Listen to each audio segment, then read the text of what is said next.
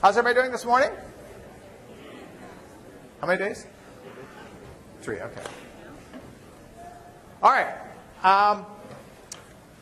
We're in very good shape with respect to where we need to be for the exam. And so I talked to the TAs this morning and decided that material for the exam, which is a week from today, which is in this room, we'll cover through today's lecture. So wherever I finish today, that will be where we will stop for the exam. So that's good news for you. It gives you a little bit of time to study for that. If you're needing a tutor or something like that, or whatever, please come see me, or come see me if I can help you, etc., and get your questions answered. It's important to do that, and obviously don't wait till the last minute to do that. That's important. I did discover that there was one file that was still corrupted after I had the issue with the highlights that I told you about on Friday. So I just discovered it this morning, and that is the highlights for hemoglobin. So the hemoglobin highlights were corrupted. I have, in fact, fixed the hemoglobin highlights. So if you download the hemoglobin highlights, say this weekend, you might want to go back and look at them again because they are updated and better. So everything else I think is in good shape, and I haven't heard of any problems anybody has reported. So hopefully that is that. But do recheck the hemoglobin highlights if you have not done so. Okay, now, last time I started talking about how enzymes work, and I know that feeling. She's yawning. Okay? How enzymes work. And so I showed you this graph and described in this graph that what enzymes are doing is they're lowering the activation energy for a reaction, but not changing the overall energy of the reaction. So the energy that's being changed is transiently. This activation energy that's necessary to get the reaction going is the only thing that's changing.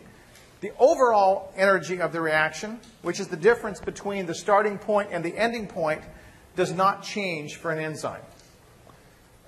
So I'll repeat this. Delta G for an enzyme catalyzed reaction is exactly the same as the delta G for a non-enzyme catalyzed reaction. The difference is the rate of the reaction, not the overall energy. That means, therefore, that the equilibrium is not changed.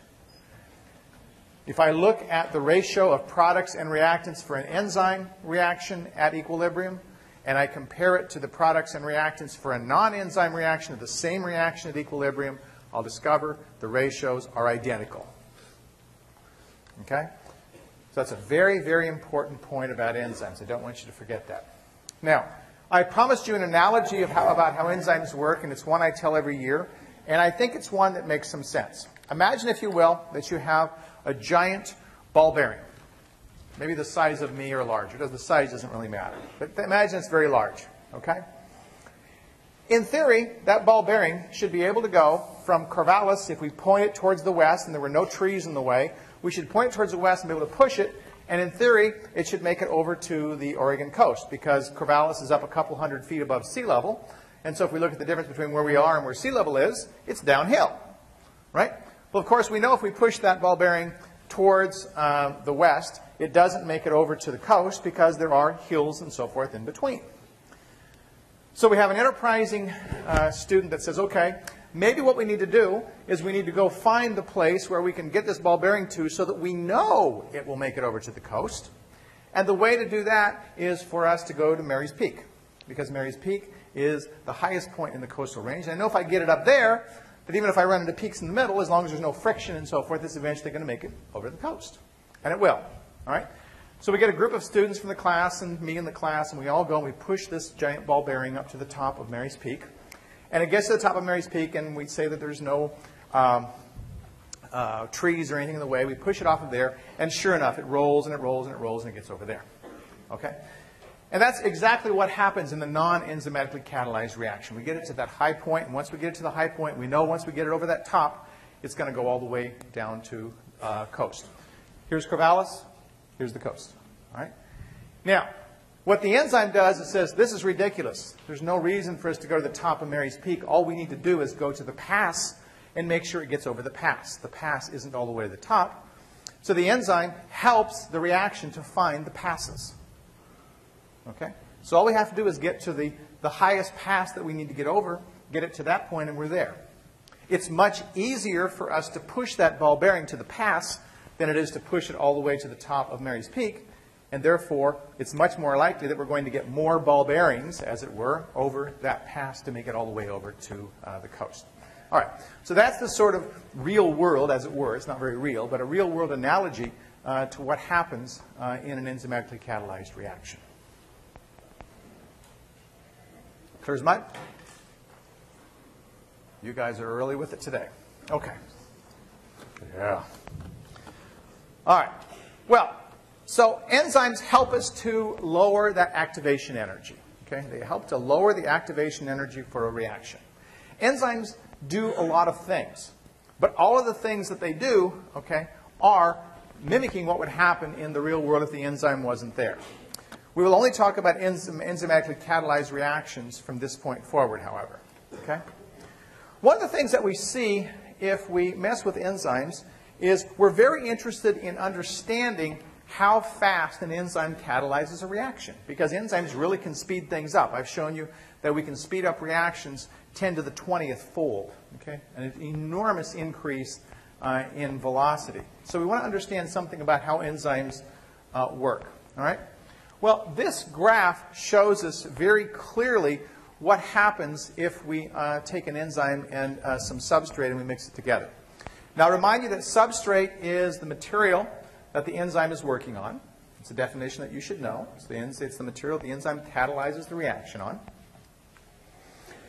Let's imagine, if you will, that I have a test tube. And in my test tube, scientists always have test tubes, right? So in this test tube, I place one enzyme molecule and I place one substrate molecule. Okay? Pretty hard to do that, but let's say I do that. So I've got one of each in that test tube, and I wait for the reaction to occur. Do you suppose the reaction is going to occur instantaneously? Some people say no. All right. Why will it not occur instantaneously? Nobody wants to say that. Okay. The reason is that the enzyme, go ahead. They have to find each other. Okay. So you got one little entity over here, and you got one little entity over here in this test tube. They're all mixing around. And the way they find each other, there's no search function, as it were. They have to bump into each other.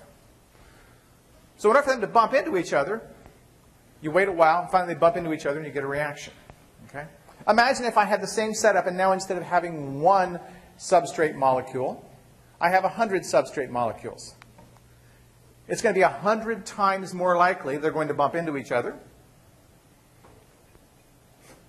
The add-ons being Microsoft Windows, I believe, but let's see. Okay. It's 100 times more likely that the substrate is going to bump into an enzyme. And so we would expect that the velocity of the reaction, if we have a higher concentration of substrate, will be higher. Not surprisingly, that we just increase like the lottery. We're just increasing the chances that the two are going to bump into each other. If I do 1,000 to 1, if I do a 10,000 to 1, if I do 1,000,000 to 1, I start seeing higher and higher velocities occurring. Now, what this graph is showing us is sort of a depiction of that. We see that the reaction velocity, which is plotted on the y-axis, compared to the substrate concentration, looks like this. Velocity, I will tell you, we define as the concentration of product per time. Concentration of product per time. Okay? The substrate concentration is just simply the substrate concentration. It's the molarity of the substrate in the solution. Now, what we see here is not a linear function. We don't see that if we keep adding more and more substrate that it just keeps going off into infinity. Why do you suppose that's the case? It takes time for the reaction to occur. It's exactly right. The enzyme has a turnover rate. It may be very fast, but it still has a turnover rate in terms of how fast it can do a reaction. Okay? So that means that at some point, we're going to put enough substrate in there that even though it's constantly bumping into the enzyme needs time to convert one before it can take the next one. We have, in essence, saturated the enzyme with substrate. We have saturated it, meaning that as soon as a product is released, another substrate molecule comes in and the process starts again. Before that, we were not at saturating conditions. Well, as we get more and more substrate, what we discover is that this thing forms a a tangent to a line we call the maximal velocity. Maximal velocity is abbreviated Vmax. Vmax stands for the maximum velocity. Vmax occurs when the enzyme is saturated with substrate. Very important point. Now, I want to illustrate something to you that a lot of students don't understand, even students that major in biochemistry. And that's something I want to point out to you is that Vmax is really not a constant for an enzyme. It's a constant only for a fixed amount of enzyme. Here's a situation I just described to you. I had one enzyme molecule. I added to that, let's say, 1 million molecules of substrate. And I said, okay, at that point, maybe I saturated the enzyme with substrate. How was I measuring my velocity? Concentration of product per time. Let's say instead of having one enzyme molecule, I added another enzyme molecule in there. What do you suppose is going to happen to concentration of product over time? It's going to increase because I'm going to have more enzymes. It's like adding more factories at General Motors. If I add more factories, I'm going to start producing more cars. Factories being the limiting thing for making cars, right? So when I talk about Vmax, I have to talk about how much enzyme I used. If I don't do that, it doesn't have any meaning. So Vmax is not a constant for an enzyme. It's only a constant for a fixed amount of enzyme. Everybody understand that? If I change the amount of enzyme, I'm going to change the Vmax. Very, very important point. Now, so it turns out that Vmax itself is only useful if I'm comparing enzymes for which I use the same amounts of enzyme. And then you have 100 or 1,000 laboratories around the world doing experiments. They're probably not all using the same amounts of enzymes in their reactions and so forth. We would like to, however, to be able to compare enzymes to each other. How fast is this enzyme working versus how fast that enzyme is working? Yes? It's different for the same enzyme if you use different amounts. So absolutely. The question was, is Vmax different for different enzymes? And because it's not a constant for any enzyme, it's different even within itself.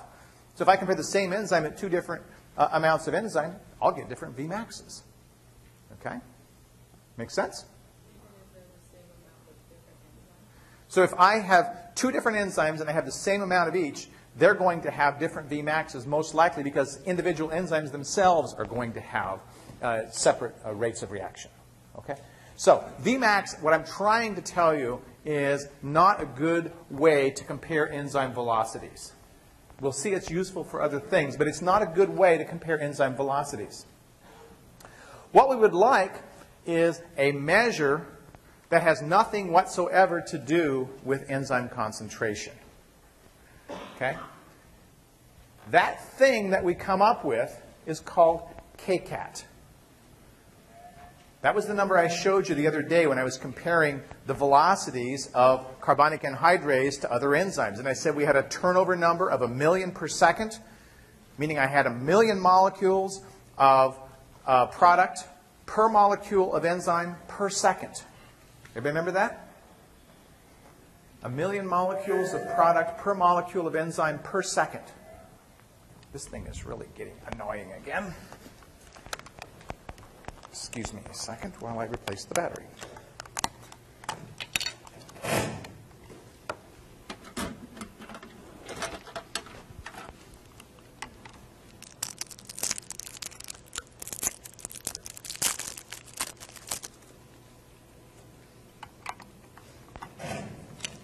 Okay, I'm getting better at this. A little faster.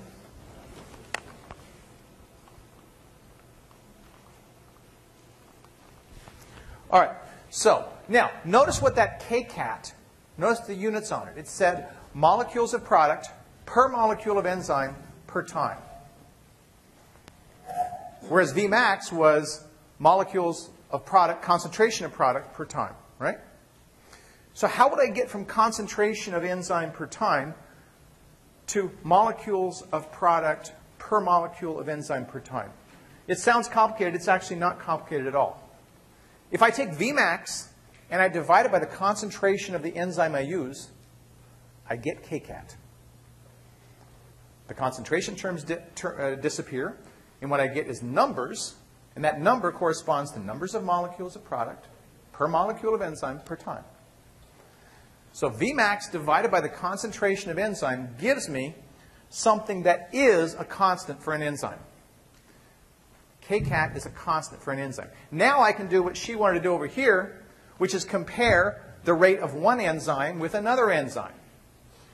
And it doesn't matter what the concentration is, because the Kcat is based on what? It's based on Vmax. So I know I'm measuring the maximum velocity, but now I've taken into consideration the concentration of the enzyme. So Kcat is the fastest that the enzyme is going to be able to go. But I can now compare that maximum rate of Kcat between two different enzymes. Make sense? Okay, so Kcat is a very, very useful quantity for me to understand. Okay, let's see. There's a great, I hate structure, okay? This figure I show you, and it oftentimes causes confusion. If it's confusing to you, don't sweat it. But this figure is showing us something interesting. It's measuring the fluorescence intensity. Fluorescence is something that is radiation given off after a molecule absorbs other radiation. And if I look at the fluorescence intensity of an enzyme alone, I see a fluorescence intensity that's pretty low. And if I see the top one, that is, if I look at the fluorescence intensity of the substrates, okay, the substrate, which in this case is serine, I see, well, a pretty low intensity. But when I mix the enzyme with the substrate, what do I see? Whoa, the fluorescence intensity goes very high. What does this tell me? It tells me that there's some electronic change that's going on in the enzyme during this substrate-enzyme interaction. There's an electronic change that's going on. That electronic change turns out to be an interaction between the substrate and the enzyme, and we'll talk more about that later. Okay? But we know that something is happening during the enzyme binding to that substrate. You knew that was sort of happening anyway. You knew that there was a reaction being catalyzed. This is evidence in another way that there's some changes that are happening inside that enzyme. Remember that enzymes have to catalyze reactions, and catalysis of reactions involves electrons.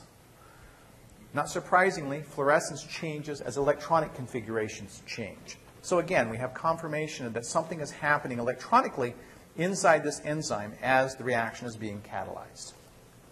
There's another structure for you. How do you like that? Okay. One of the things that we see inside of enzymes is that the forces that bring about the binding of the substrate to the enzyme are generally hydrogen bonds. Generally hydrogen bonds. Hydrogen bonds help stabilize that. Hydrogen bonds, we haven't said an awful lot about them, other than the fact that they help stabilize protein structure. I said that hydrogen bonds were weaker than covalent bonds. And it turns out that hydrogen bonds in biology turn out to be wonderful because of their weakness. Because of their weakness. It's hydrogen bonds that hold together the double helix of the DNA. And you might say, wow, the double helix of the DNA is pretty important. Why do we have weak forces holding together the double helix of the DNA? We have to be able to take it apart easily. And if we had covalent bonds holding the double helix together, it would take us forever, and we probably wouldn't have enough energy to duplicate a DNA molecule. So the weak forces are weak enough that we can manipulate them and strong enough that they can give us what we need in terms of binding to molecules. Now, I emphasize this to you because all the things I'll be talking about, not today, but on Wednesday, involve what are called inhibitors of enzymes. And most inhibitors of enzymes do not bind covalently. They bind by hydrogen bonds. They bind non-permanently, which means that they come on, they go off. They come on, they go off. The measure of the affinity of an enzyme for its substrate, or for an inhibitor, is a function of how long it stays on versus how long it's off. That's really what we're measuring. Okay? So, hydrogen bonds are very important. Not surprisingly, hydrogen bonds are available in the active site for holding residues as necessary, and we'll talk more about these later. Okay, now I need to talk about a mechanism of catalysis that is what is at the root of how an enzyme works. All right? Something that's at the root of how an enzyme works. This shows there are two main models for enzyme catalysis that we'll talk about in this class. One is called the Fischer lock and key mechanism, and it's the one that's most commonly taught in basic biology and basic chemistry classes. It turns out to be 100% wrong. Okay? So why are you teaching us the wrong one? Okay? Well, I want you to understand because historically this is what people have been taught, and many of you have been taught this model. The wrong model says the following. It says that an enzyme binds to its substrate in a way very much like a key fits into a lock. You've had many keys for something. A key that works in your car won't work in your apartment, for example. Or if it can, then maybe that'd be kind of a cool way. You'd only have one key you had to carry, right? All right. Enzymes will not catalyze reactions on everything because they won't bind to everything. And that mechanism, that binding part, is 100% correct, or pretty close to correct. Okay? The binding part is that the substrate does sort of look to the enzyme like the key looks to the lock. Sort of. We'll see there's a variation on that, but that's sort of the case. Okay? The lock and key model is pretty good at explaining why enzymes bind only certain substrates, but it's really terrible at telling us how in the world it catalyzes a reaction. All it says is that the binding makes a lot of sense. The enzyme has a structure that binds to the substrate, but how in the world does catalysis occur? Binding isn't catalysis. Right? So the Fischer lock and key model is good at explaining binding, but it's not good at explaining how catalysis works. And that's really what we're interested in. A much better model, and your book has a really dumb figure for it, but a much better model for how an enzyme works is called the Koshland Induced Fit model. Koshland is spelled K-O-S-H-L-A-N-D. The Koshland Induced Fit model says that an enzyme changes its substrate. You know that's the case because the substrate gets converted to product. The second part of the Koshland Induced Fit model says that transiently the substrate changes the enzyme. Now that's different than any kind of chemical catalyst that you've learned about. You're taught with chemical catalysts that catalysts are things that speed reactions but are themselves not changed. Okay? So the Koshland Induced Fit model says that the enzyme, okay, changes the substrate. That's how it makes product. And second, the substrate transiently changes the enzyme. Now I'm going to show you in practical terms what that means in a second. But because of this transient change, we can explain how enzymes work. And the Koshland Induced Fit model does a good job of that. Okay? Now, as I said, this transient change in the enzyme is something that's different than a chemical catalyst. We don't see that transient change in chemical catalysts. We see it happening inside of enzymes. And it explains to some extent how enzymes do some of the magic that they do. Well, this figure is attempting to illustrate to you what is happening, and it does a very poor job of that, but I'll explain what it's trying to tell you. If you look at the enzyme on the left, you'll see that it has a binding site that sort of looks like the substrate. It's not identical to the substrate, but it sort of looks like it. Okay? As the substrate comes in, it starts making contact with portions. Let's say, for example, this A looks kind of like that A. So maybe that portion right there starts fitting in here. As A starts fitting in, the enzyme starts changing shape. Why is that the case? Why would the enzyme start changing shape if I start bringing in a portion of a substrate? Any thoughts? Okay, hydrogen bonds. We're changing the geometry. We're changing some interactions. There are now things, for example, this portion over here might start attracting this portion down here. And so the enzyme is starting to change shape to accommodate this thing that it is bound to. If there are things here that will position themselves properly, then the substrate will in fact bind. The enzyme will in fact adapt itself to the substrate. And then we're at a point where now we've got an enzyme that was in a different configuration than it was to begin with. Everybody understand that? This enzyme in this state is essentially strained. It's strained. It doesn't want to exist in this state. It wanted to exist in this state. But it's strained when it's binding to that substrate. What do you suppose that strain does? It induces changes that in this case will result in the breakage of this molecule. We could be putting two molecules together and have strain as well. It doesn't really matter. But the point is that we have one molecule. If we have this strain is going to break this molecule. So the binding of the substrate caused the enzyme to undergo a change that it didn't want to go. It's trying to get back to the original state. And as a consequence, the molecule gets broken. The two products get released. And the enzyme goes back to the state that it started in. Now, this mechanism explains not only how binding occurs, but how binding causes a change in the enzyme, how the change in the enzyme causes a change in the substrate, and how the enzyme goes back to its original state. Pretty cool. Yes, sir? The enzyme is strained. Why would it want to bind to the substrate? It has no brain. It doesn't want to. Okay? It does because as this is coming in, these changes are being brought about by virtue of the fact that they're energetically favorable. This has, let's say, a minus charge up here and a plus charge down here. Sure, it's happy to do that. But when it gets in this state, it's like, squeezing a rubber ball very tightly. You say, does the ball want to? No, but some force caused that ball to get to that state. There's a tension, there's a pressure for that ball to go back out, and that's the pressure that's working against your hand, and that's what ultimately, when your hand tires, lets the ball go back out. That's what's happening here with the enzyme. Okay? Yes, sir?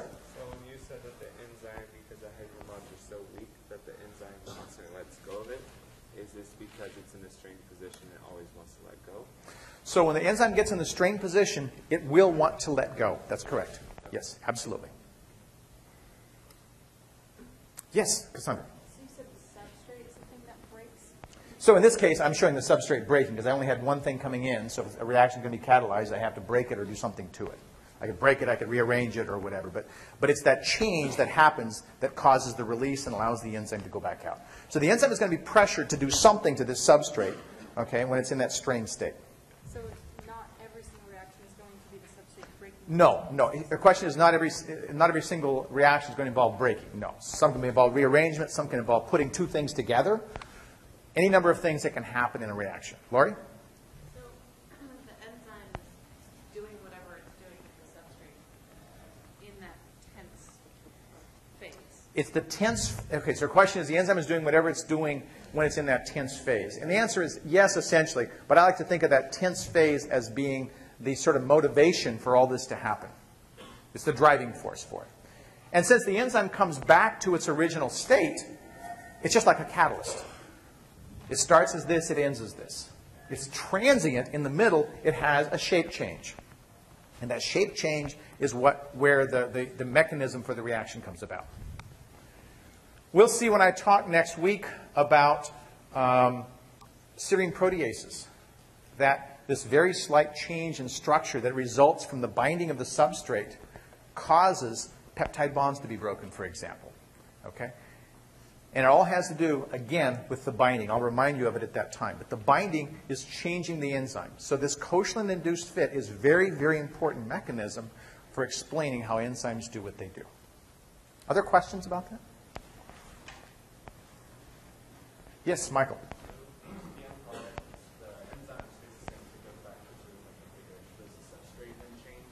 The substrate has been changed. So his question is, the enzyme goes back to its original state. Does the substrate get changed? The answer is the substrate gets changed. But you could also imagine that the substrate might get released unchanged, right?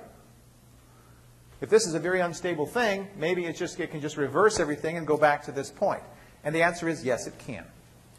Yes, it can. This explains the reversibility of reactions. Every enzymatic reaction is, in theory, reversible. You think back to that energy diagram, right? That energy diagram, remember we had that activation energy going up? Imagine we're sitting at the very top of that energy diagram. That energy diagram, that reaction can fall forwards. At that point, that energy diagram can cause the reaction to fall backwards. If it falls backwards, the substrate is simply released, unchanged. If it falls forwards, the substrate is converted into product. Make sense? What we're seeing at the top of that energy diagram is this state right here. It's called the enzyme substrate complex. You see it written as ES complex. That's what that is right there.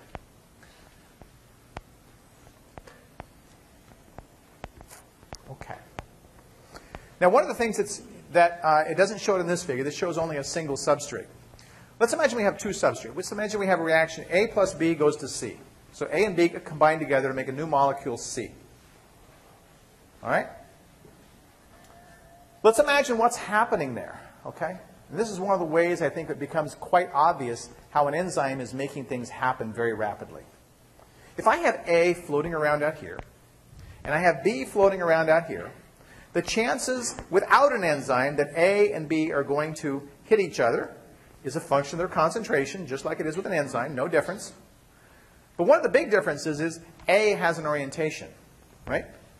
There's a part of A that's going to hit a part of B and react, and if they hit in the proper orientation with the proper energy, they'll make C. But if they hit over here like this, doing, doing, the wrong parts hit each other, they're not going to have a reaction. Make sense?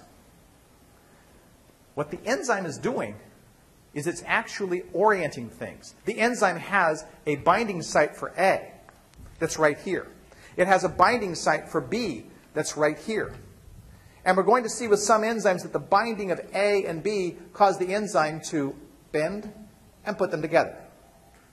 What the enzyme is doing is not only catalyzing the reaction, but it's placing them in the proper orientation so that the reaction becomes very, very easy. That's something a catalyst can't do either. The enzyme's binding sites are oriented so that the reaction becomes immensely favorable. Okay? It takes away the variability of unproductive ways of interacting with each other and makes that reaction much more likely. Okay, good. All right, so that's what's happening in the mechanism of an enzyme. Now, we need to understand a little bit more, one more parameter about an enzyme. And that one of the parameters we need to understand about an enzyme is something called Km. I need to explain that to you. Okay, this is the amount of product being produced, which essentially is a rate. The velocity is product, concentration of product per time. Okay, and here's time. We see enzyme, we see no enzyme, etc. No biggie there.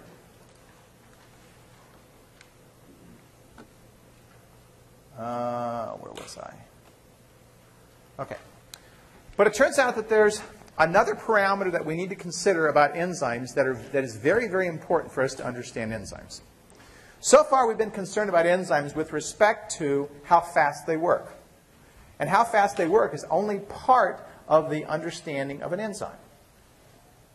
What I've just shown you with the Koechlin-induced fit, that the enzyme's affinity for its substrate, that is the amount of substrate, or the desire it has to bind to the substrate, is going to be important.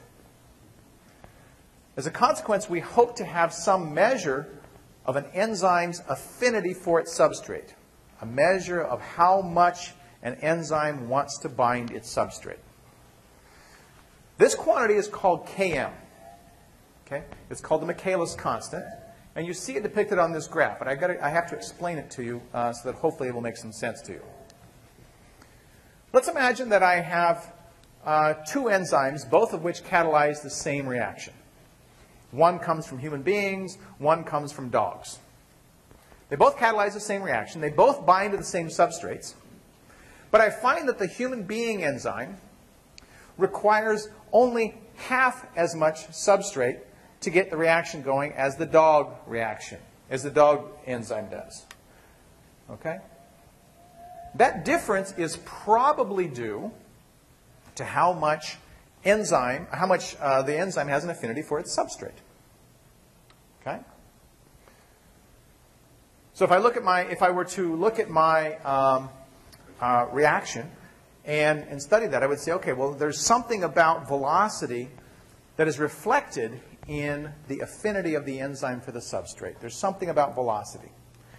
Well, how will I measure that? Let's imagine I say, okay, well, all I have to do is I have to go up to Vmax and measure what it takes to get to Vmax, and I know the affinity.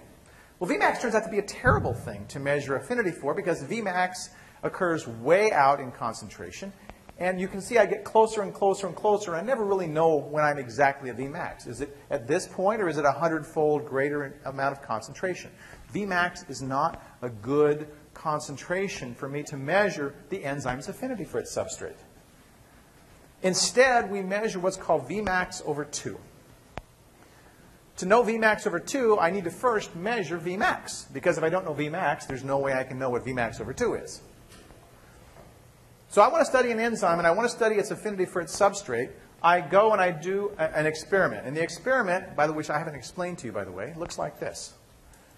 I take 20 tubes, or 30 tubes, or 100 tubes, it doesn't matter. And in each tube, I put the same amount of enzyme. I put the same buffer. And I let the reaction run for the same time. But there's one variable. What's the one variable? The concentration of substrate. So each tube has a different concentration of substrate, starting from 0 going all the way up to maybe 1,000, for example. Okay? I measure, I let it run for, say, 2 minutes. I let it measure that velocity, and by velocity I'm measuring the concentration of product over time. And so I plot velocity against substrate concentration. Velocity against substrate concentration. Velocity against substrate concentration. That's how I make a curve like this. I get this curve and I say, okay, well, it's leveling off, so Vmax must be about here. I know approximately what my Vmax is. I therefore know what my Vmax over 2 is. And then I say the substrate concentration, this is important, the substrate concentration at Vmax over 2 is equal to Km. Now I'll explain why that's the case in a second. The substrate concentration at Vmax over 2 is equal to Km. Notice that Km is not Vmax over 2. Km is a substrate concentration. It's the substrate concentration that gives Vmax over 2. If Km were Vmax over 2, that would be its value right there. Instead, it's the substrate concentration that gives Vmax over 2. Now, I've said a bunch of mumbo-jumbo. How does it relate to the affinity of the enzyme to its substrate? Let's imagine I have these two enzymes, the dog enzyme, the human enzyme.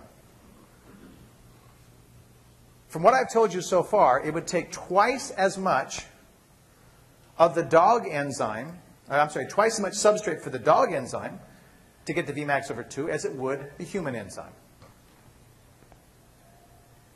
Why? The dog enzyme has less affinity for its substrate. I have to wake up the enzyme by putting a bunch of substrate in there to hammer it in the head to wake it up to get to Vmax over 2.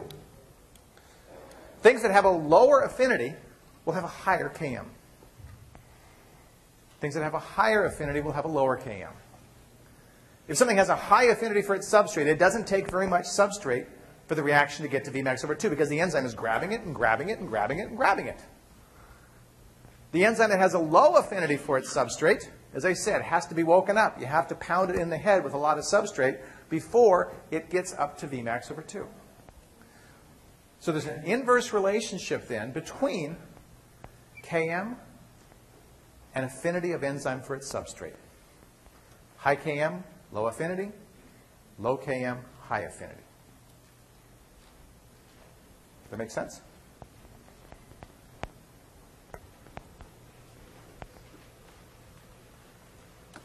You guys look like you need a joke, and I don't have a joke today. I'm sorry. Okay, now, Km values, not surprisingly, vary from one enzyme to the other. And by the way, K enzyme values are, underline this, are a constant for an enzyme. I can compare them from one to the other. It doesn't depend on a fixed amount of concentration for me to have a Km.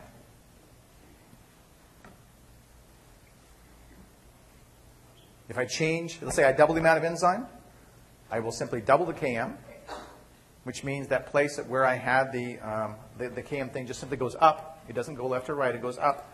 which means that the Km value stays the same. Km is independent of enzyme concentration. It's a constant for an enzyme.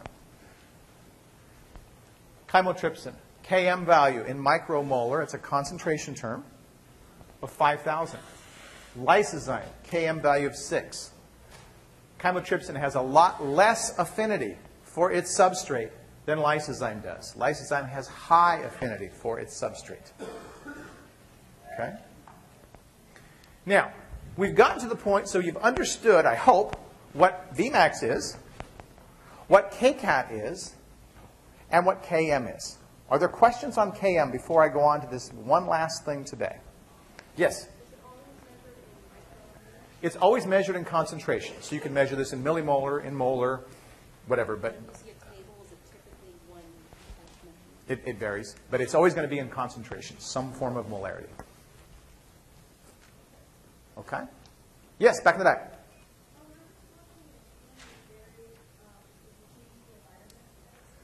Will Km vary if we change the environment it's in? That's a good question. And in fact, it will slightly. So we generally do try to define the environment. Imagine, if you will, that we put it into a buffer that sort of denatured the enzyme.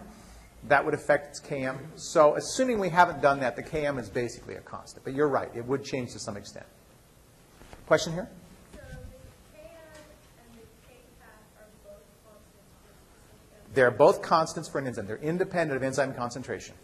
Compare the Kcat and Kchem of one enzyme to that of another. You can. So the question is, can you compare the Kcat and the Km of one enzyme to that of another? And yes, you can. And that's what we're doing here. We're comparing the Kms of these enzymes to each other. Okay? Yes, Lori. Km and Kcat have a relationship to each other. Okay. So her question is, do Kcat and Km have a relationship to each other? Turns out they don't. We might guess that they would, but they don't. And I'm going to show you that's leading to my next topic that I want to finish with today. But I'll explain that in a second. Other questions about Km? Yes?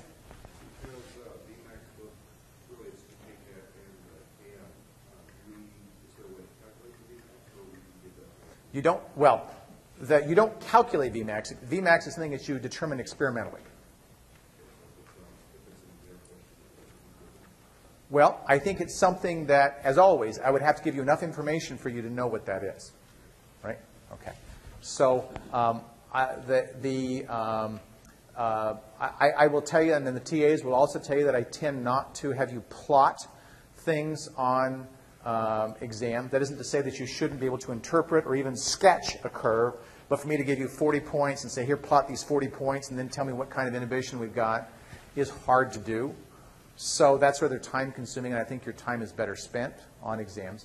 But I certainly think that you should be able to sketch curves or sketch lines and be able to interpret things that are there. But for me to give you a big array of data and have you spend the time plotting that probably isn't a very good use of your time. Does that answer your question? Okay. Other questions? Okay. Well, the last thing I want to talk about now is something that's a very cool topic. I find students find this very interesting, and I find it very interesting. Okay? There are enzymes that are known in nature as perfect enzymes. Perfect. Okay? And they literally, as far as biology goes, are as close to perfect as anything gets in biology. And I'm talking perfect. Now, let's think for a moment about what the qualities of a perfect enzyme would be. Would a perfect enzyme have a high velocity? Yeah. Okay. So it'd be turning things over very, very rapidly. How about affinity for substrate? Would it have a high affinity for its substrate? Yes. So it wouldn't take very much to get to Vmax, right? What I've just described are two qualities that, when combined, make for a perfect enzyme. And I'll explain what that means in a second. A perfect enzyme will have a high Kcat and a low Km. A perfect enzyme will have a very high Kcat and a very low Km. And there are examples in biology that are known. Okay, that's blah, blah. That's not what I want. Okay. That are perfect. Here are some enzymes that in biology are perfect. What does perfect mean? Well, I said from the perspective of calculations, it means they have a very high Kcat and a very low Km. So if we take the ratio of Kcat to Km, that's going to be a very large number. Okay? That's just a number, right? from a real perspective, a perfect enzyme, if you change any amino acid in a perfect enzyme, you will make an enzyme that is less perfect. That number will go down. These enzymes, evolutionarily, have evolved to the point where any changes to them are deleterious. They are going at the maximum rate. They have the maximum affinity for their substrate. They are going like the proverbial bat out of hell. Okay? And it has no affinity for hell. It's flying fast and it's getting the heck out of there. Right? If you mutate any of these, you will get a less than a perfect enzyme. That's going to be shown quite readily in the laboratory. The question that students always ask at this point is, well, why aren't all enzymes perfect? Why don't I have all enzymes perfect? Wouldn't it, if this happens, shouldn't we have all enzymes perfect? To which I answer, should we all have Ferraris to go to the grocery store? Think about it. If we all have Ferraris to go to the grocery store, and there's no speed limit to get to the grocery store, we can get to the grocery store pretty fast. We can imagine some chaos might ensue, right? Imagine, if I will, that I have an enzyme that is catalyzing a reaction so fast that by the time the cell slows it down, we're going to see how cells have to control reactions. By the time the cell slows it down, it's already made too much of something the cell didn't want. Okay? Perfect enzymes perform important functions for reasons that we'll see later. But the problem with a perfect enzyme is it can get out of control. Thus, we don't want all enzymes to be perfect. We want enzymes to be controllable. We want them to be fast, but we don't want them to be a Ferrari. It's faster to drive to the grocery store from across town than it is to walk to the grocery store, but we don't need to go there breaking the speed limit. That's a very, very important concept, and that's why we don't have all enzymes as perfect enzymes. Some of these enzymes we'll talk about. You see, Catalase is essentially a perfect enzyme. Look at this. The ratio, very large up here. Okay, we mutate Catalase. We can't really do much to it. Catalase is okay to be perfect. Why? Because we would like to convert carbon dioxide as a gas in our bloodstream into an ion, which is what it's doing. It's converting carbon dioxide to carbonic acid, which ionizes, now is soluble, now is not going to cause bubbles, is not going to cause problems. That's a good thing. Other things that are perfect would pose problems for us. Okay, questions on perfect enzymes? I think that's what I want to say there. I was going to talk about multiple substrate reactions. In fact, I will not do that today. So we'll stop the material for this exam at this point before we get to multiple substrate reactions. And I'll pick up on that on Wednesday and then on Friday. So have fun until then.